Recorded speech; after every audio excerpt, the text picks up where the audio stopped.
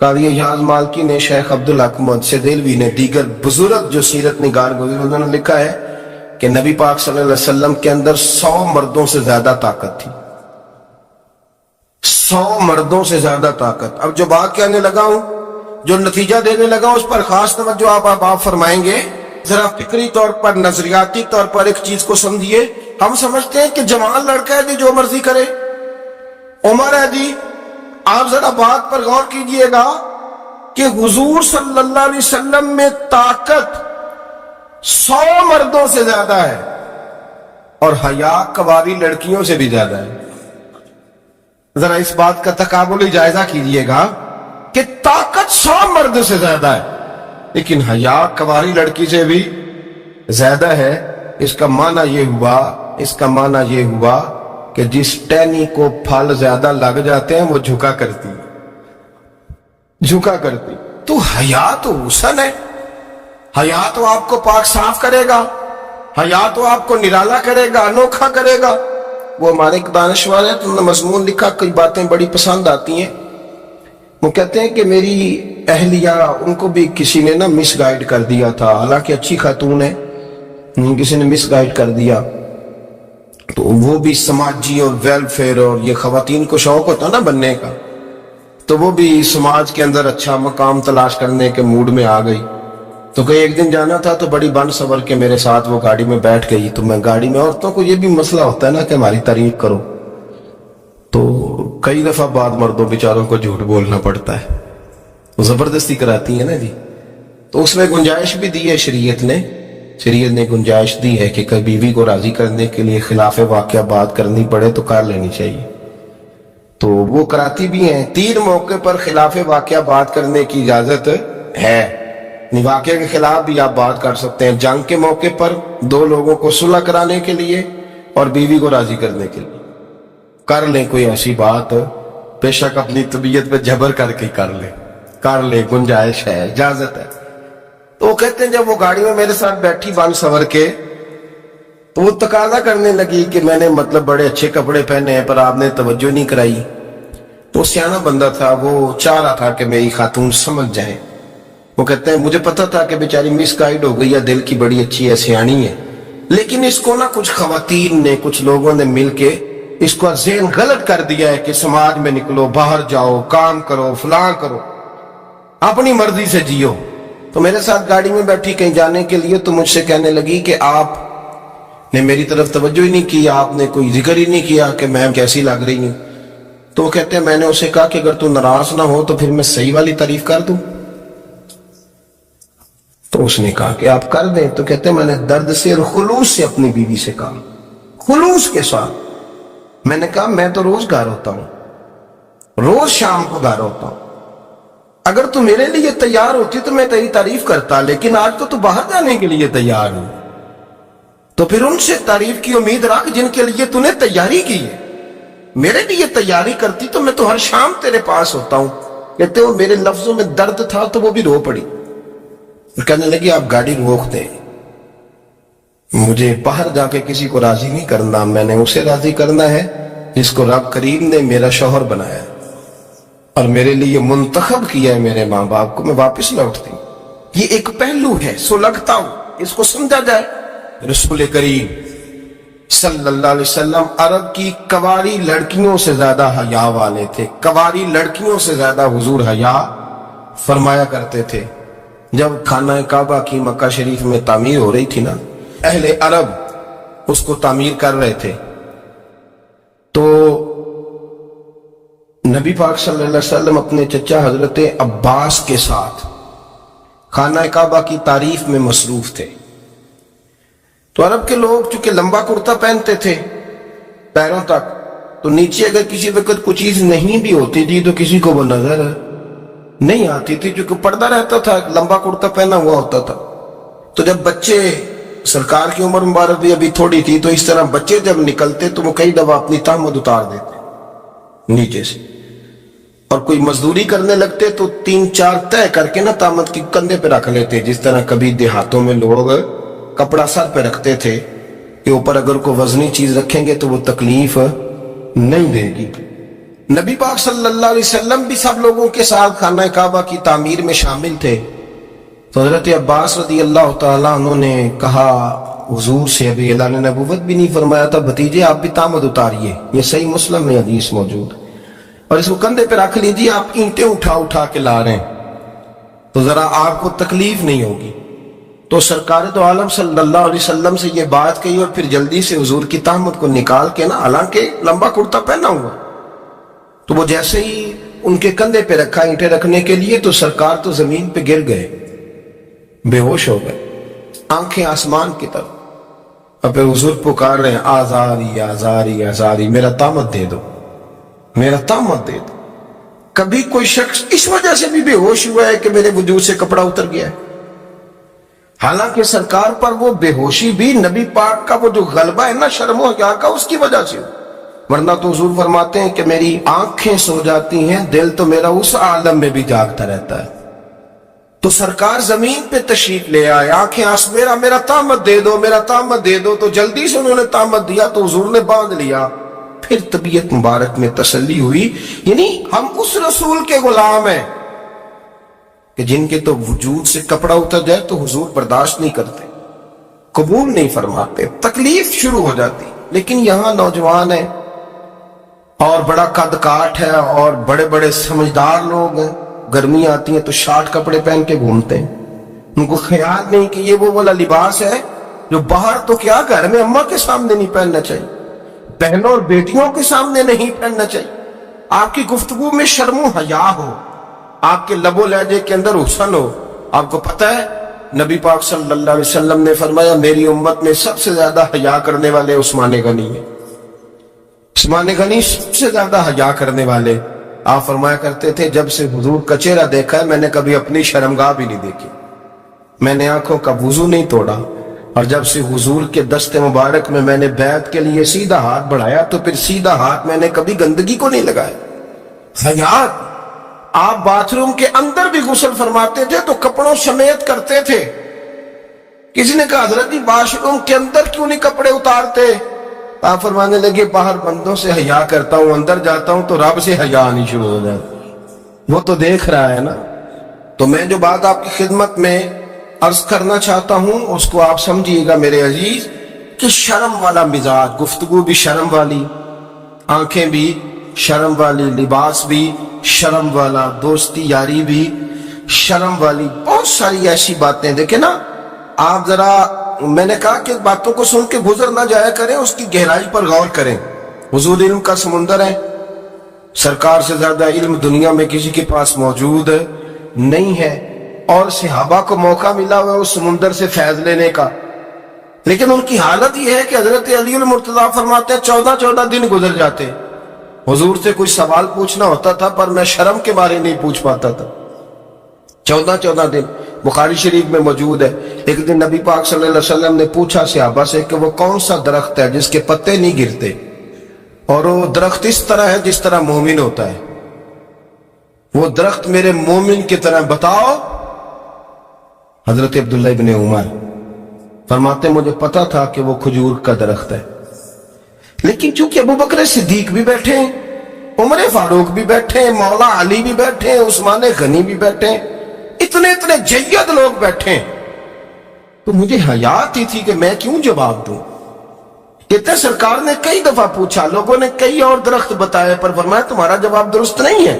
آپ حیا کے اس پہلو پر غور کریں کہ سوال کا جواب آتا ہے، سوال کا جواب، یعنی مجھے سوال کا جواب آتا ہو پھر میں دوں نہ، مجھے بدعزمی نہ ہو جائے گی.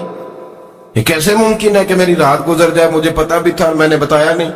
بہت سارے لوگ آ کے بہت ساری باتیں بتاتے ہیں، بہت ساری باتیں وہ سمجھاتے ہیں، تو ہم غور سے ان کا چہرہ دیکھنے لگ جاتے ہیں، کہتے ہیں یار اس کا تو دعویٰ تھا کہ میں سمجھنے آتا ہوں، تو یہ تو ہمیں سمجھا رہا ہے، چلو الحمدللہ ہم سمجھنے کو تیار ہے. لیکن میرے عزیز پتہ بھی ہے جواب کا، علم بھی ہے، لیکن فرماتے ہیں میری حیا نے مجھے اجازت نہ دی کہ میں جواب دوں. آپ فرماتے ہیں پھر حضور سے صحابہ نے عرض کی کہ یا رسول اللہ آپ ہی بتا دیں وہ درخت کون سا ہے. تو حضور نے فرمایا بھئی وہ کھجور کا درخت ہے. تو آپ فرماتے ہیں میں دل ہی دل میں کہہ رہا تھا کہ الحمدللہ میرا جواب درست ہے. حالانکہ میں نے جواب دیا ہی نہیں.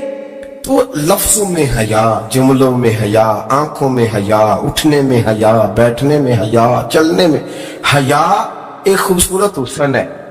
اور نبی پاک صلی اللہ علیہ وسلم نے فرمایا جب تو بے حیا ہو جائے نا پھر تو آزاد ہے، پھر تو جو مرضی کا، پھر تو جو. اس لیے بزرگ جب کسی کو بے حیا کہتے تھے نا، اللہ اکبر، اور جب کسی کو کہتے تھے نا یہ بے حیا ہے تو لوگ سمجھتے تھے کہ کوئی ہلکی سی بات کر دی، لیکن ان کا معنی یہ ہوتا تھا کہ بس بھائی اب اس کے ساتھ کوئی کلام کرنے کی ضرورت ہے، اس کو اب اصلاح کی ضرورت نہیں، یہ بے حیا ہے. کیا معنی؟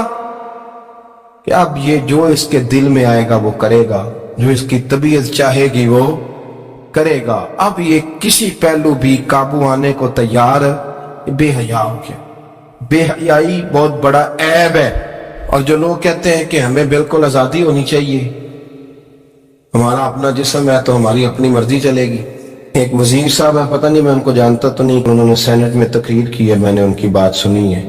اس نے کہا نہیں نہیں بھائی، جسم رب کا ہے تو مرضی بھی تو رب کریم کی چلے گی، اور مرضی بھی یہ مرضی بھی اللہ کی. یہ مجھے تھوڑا سا مسئلہ ہے جسم پر، کبھی کبھی مجھے کثرت سفر سے الرجی ہو جاتی. میرے ساتھ لوگ نا دل سے پیار کرتے ہیں، شاید ہی کوئی اچھا ڈاکٹر ہو جس تک میرے سنگی مجھے لے کے نہ گئے ہو، پر جسم اللہ کا ہے نا، مرضی بھی جب وہ چاہے گا صحت دے گا. کیوں کچے کاموں میں لوگ پڑ گئے، کیوں غلط لوگ سوچ میں پڑ جاتے ہیں؟ یہ اسی کا ہے. اور جب وہ چاہے گا، آپ اس بات کو اچھے طریقے سے سمجھ لیں کہ جو اپنی مرضی چوکوں چوراہوں میں کر رہے ہوتے ہیں نا، جو مرضی گندمند، وہ جانور ہوتے ہیں، وہ جانور ہوتے ہیں جو نہ چوک دیکھتے ہیں نہ گلی دیکھتے ہیں، نہ انہیں پتہ ہوتا ہے کہ جگہ کون سی ہے. وہ انسان، میں نے کہہ دیا جو میں نے کہنا تھا، میں نے کہہ دیا، وہ جانور ہوتے ہیں. اور جو کچھ انسان ہوتے ہیں نا، ان کے اندر کچھ نہ کچھ پھر شرم حیا بھی ہوتی ہے. وہ چوکوں چوراہوں میں وہ حرکتیں اور وہ کام نہیں کرتے جو جانور کرتے ہیں. ان کے لیے بڑے پردے ہوتے ہیں، ان کے لیے بڑی باتیں ہوتی ہیں، ان کے لیے بڑا کچھ ہوتا ہے. جو بالکل آزاد ہو جائے، کوئی پتہ نہ ہو کس وقت کیا کہنا ہے کیا کرنا ہے، تو پھر وہ دائرہ انسانیت سے خارج ہو جاتا ہے. ہم آپ کو کیا دعوت دیں؟ آپ تو وہ باتیں کر رہے ہیں جو اسلام کا انسانیت کے حق میں بھی ٹھیک نہیں. آپ تو وہ والی باتیں کر رہے ہیں جن کا انسانیت بھی تقاضا نہیں کرتی کہ یہ باتیں ہونی چاہیے. لیکن ایک بات، میں تو جذباتی نہیں ہوتا، میں بڑے غور سے چیزوں کو دیکھتا ہوں، سنتا ہوں. اور نہ میں ان موسمی مینڈکوں کی، وہ مجھے عاطق صاحب کہنے لگے جی بڑے بڑے مولوی ایک بندے کے ساتھ بیٹھے ہوئے ہوتے تھے اور وہ روزے میں بڑے بڑے درس دیتا تھا تو وہ بھی فلانی فلانی حرکتیں کر رہا ہے. تو میں نے کہا ہم نے تو پرانا کہا تھا کہ موسمی مینڈک ہے، تو پرانے کہہ رہے ہیں کہ اداکار ہے، تو وہ جہاں کاسٹ کریں گے وہاں وہ اداکاری کرے گا. آپ کسی مذہبی جگہ کر لیں تو وہاں کر لے گا، کہیں اور جگہ کریں گے تو ہم تو پرانا کہہ رہے ہیں. تو کسی کو کبھی سمجھ آتی ہے تو کسی کو کبھی اور جگہ جا کے سمجھ آتی ہے. ہم ان لوگوں سے پریشان نہیں ہوتے. کیوں؟ سن لیں، کوئی مایوسی نہیں. ان کے اندر جتنا زور ہے وہ لگائیں. یہ ملک بنا ہے رسول اللہ کے نام پہ، یہ اللہ نے تحفہ دیا ہے امت مسلمہ کو. یہ نبی پاک کے نام پہ بنا ہے تو یہاں جھنڈا بھی وہی والا بلند ہونا ہے جو مدینے والے رسول کا جھنڈا ہے، اور یہاں وہی کام چلے گا جو نبی پاک نے بیان فرمایا. تو اس طرح کئی لوگ آتے ہیں، وہ شور شار کرتے ہیں، چلے جاتے ہیں. اتنے نہ پریشان ہوا کریں. بہت سارے لوگ تو بیچارے اس قابل بھی نہیں ہے کہ ان کا نام لیا جائے. جب اتنا ہم ان کو اہمیت دے دیں، ان کا ذکر کریں، ان کا نام لیں، ان کی بات کریں، وہ بیچارے اس قابل ہی نہیں ہے. مطلب سٹیٹس ہی نہیں ہے ہمارا. اتنے فارغ ہیں ہم کہ اب جو بندہ آئے گا کہانی چھیڑے گا تو ہم چھیڑ جائیں گے. اور بھائی اللہ کا فضل ہے الحمدللہ تعالی، لوگوں نے بڑا شور کیا اور بڑے زمانے سے دنیا شور کر رہی ہے، پر اللہ کے گھر مسجدیں بھری ہوئی ہیں. یہ جو بچیوں کو بچے مس گائیڈ کرتے ہیں، انہیں بڑے بڑے خواب دکھاتے ہیں، وہ بیچاری ماں باپ کو چھوڑ کے، بہن بھائی کو چھوڑ کے اس کے ساتھ شادی کرتی ہے. پھر جو اس کا بعد میں حشر ہوتا ہے، آپ ادلیاں نو سردار پہن تکے تے شرما والیاں نو جھوٹے ڈولیاں دے. پھر وہ بیچاری ماں باپ رکھتے نہیں، وہ ظلم کرتا ہے تو کتنی بڑی تکلیف میں وہ بچی آ جاتی. نازک شیشی ہوتی ہے نا تو ٹوٹ جاتی. یہی حال اب جدید خواتین اور یہ جو کچھ اینکر پرسن ہیں، یہ اصل میں نا یہ آپ کو سیاست سکھاتے ہیں، لیکن یہ مادر پدر آزاد لوگ ہیں، بالکل آزاد۔ یہ تو علماء شور نہ کریں، بات نہ کریں، گفتگو نہ کریں، مشائخ بات نہ کریں، اور یہ جو کچھ سنجیدہ اور دینی طبقہ ہے یہ کچھ شور نہ کرے، یہ تو روڈوں پہ ننگے ہو کے آ جائیں وہاں سے۔ خوفناک نظریہ رکھتے ہیں یہ لوگ۔ عورت کو کہتے ہیں تیرے حقوق ہم تجھے لے کے دیں گے، مثلاً وہ کون سا حق ہے جو تم نے لے کے دینا ہے؟ میرے نبی کریم صلی اللہ علیہ وسلم اس کو بیٹی بھی بنایا ہے، اس کو بہن بھی بنایا ہے، اس کو ماں بھی بنایا ہے، اسے بیوی کا عالی شان رتبہ بھی عطا فرمایا ہے۔ اور چونکہ بیٹی کا بھی حق بڑا بیان کیا جاتا ہے، بہن کا بھی، ماں کا بھی، اور بیوی کے معاملے میں لوگ سمجھتے ہیں کہ زیادہ بات نہیں کرنی چاہیے، شاید مسئلہ خراب ہو جائے۔ حالانکہ نبی پاک صلی اللہ تعالی علیہ وسلم نے بیوی کے بارے میں پتہ کیا فرمایا؟ فرمایا جب تم نکاح کر لیتے ہو تو اپنا ایمان محفوظ کر لیتے ہو۔ اب میں اس کی شرح نہیں کرتا، آپ خود کر لیجئے گا کہ وہ ایک ایسی شخصیت ہوتی ہے کہ جس کی موجودگی میں آپ کا ایمان محفوظ ہے۔ اب میں نہیں سمجھتا کہ اس سے بڑی بات کوئی اور ہو سکتی ہے، جس کی موجودگی میں آپ کا ایمان، اور بھئی یہ حدیث پاک عرض کر رہا ہوں، نکاح جب کوئی کر لے تو اس نے اپنا ایمان مکمل کر لیا۔ اس کا معنی یہ ہوا کہ آپ کا ایمان محفوظ ہے اس کی موجودگی میں۔ تو اس سے زیادہ بھی، یعنی ایمان سب سے قیمتی چیز ہے نا، تو اس کے محفوظ ہونے کی وجہ حضور نے نکاح بیان کر دی۔ تو اب میرا خیال ہے بیوی اگر کوئی اس سے بڑا حقوق مانگے گی تو بیوقوفی کرے گی۔ اتنا بڑا درجہ نبی کریم نے اسے عطا کر دی، اتنا بڑا مقام دے دیا کہ تو خامند کے ایمان کے محفوظ ہونے کا ذریعہ بن گئی ہے۔ عورت کو جو حقوق رسول کریم صلی اللہ تعالی علیہ وسلم نے عطا فرمائے، نبی پاک نے جو حقوق دیے، لیکن نا حضرت عبداللہ ابن عمر رضی اللہ تعالیٰ عنہ کی اہلیہ بیمار تھی، تو جلدی جلدی سے وہ آئے، تو جب بہت جلدی ہو، سفر بڑا شدید تھا، تو آپ نے جلدی سے نماز ادا کی، جلدی سے چلے۔ آپ کے خادم کہنے لگے حضور خیریت ہے؟ فرمایا میری بیوی بیمار ہے۔ تو اس نے عرض کی حضور آپ کی اہلیہ بیمار ہے، تو آپ نے نماز بھی جلدی سے پڑھی، سفر بھی جلدی جلدی کیا۔ تو فرمانے لگے یہ وہ چیزیں ہیں جو ہمیں مدینے والے رسول نے سکھائی۔ آپ اس کیفیات کو سمجھیں کہ حضور صلی اللہ علیہ وسلم نے درس دیا۔ اور پھر ایک اور بہت بڑی بات، یہ فضیلت کسی اور کو نہیں دی، جو عورت کو حضور نے فضیلت دی، یہ فضیلت کسی اور کو نہیں دی۔ کبھی حضور نے فرمایا کہ تمہارا ابا تمہارے ساتھ بہت سخت رویہ کرے تو تم نے اس کو اس سختی پر داد دینی ہے؟ فرمایا چلو اگر وہ زیادتی بھی کرے تو تم نے اس کے ساتھ سلوک اچھا ہی کرنا ہے۔ لیکن آپ ایک بات کو سمجھے نا کہ بچے کے بارے میں، بیٹے کے بارے میں، بیٹی کے بارے میں فرمایا 10 سال کے ہو کے نماز نہ پڑھے تو سختی کرو، تمہارا ڈنڈا بھی لٹکنا چاہیے۔